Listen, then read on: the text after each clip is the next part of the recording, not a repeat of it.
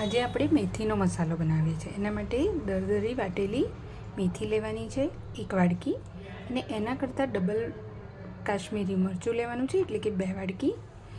એના કરતાં અડધું મીઠું લેવાનું છે, અને મેથી કરતાં અડધી વાડકી સિંગ તેલ લેવાનું છે, અને જરૂર મુજબ હિંગ લેવાની છે। એમાં થોડી હિંગ વધારે પડતે ઉપયોગ કરવાની છે।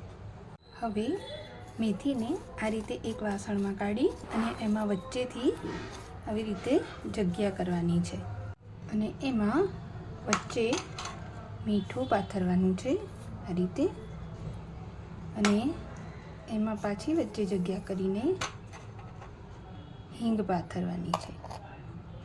હવે તેલને એકદમ ગરમ કરવાનું છે।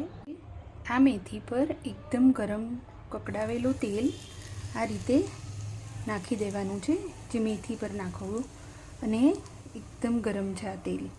હવે એને 10 મિનિટ માટે ઢાંકી દેવાનું છે। હવે એને બરાબર મિક્સ કરી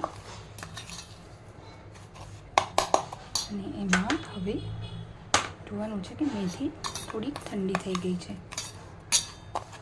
તો હવે એમાં આપણે મરચું ભેળવીશું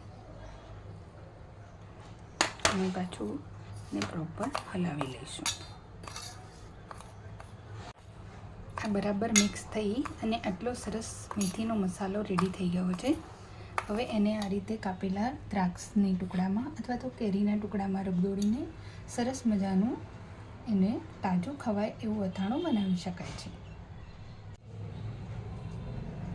તો આ સરસ રીતે દ્રાક્ષનું અને કેરીનું અથાણું તાજું ખવાય એવું તૈયાર થઈ જાય છે, અને જે ખાવાની ખૂબ મજા આવે છે। આ હતી મારી મમ્મીની આચાર મસાલાની રેસીપી, જે મેં ફર્સ્ટ ટાઈમ ટ્રાય કરી છે।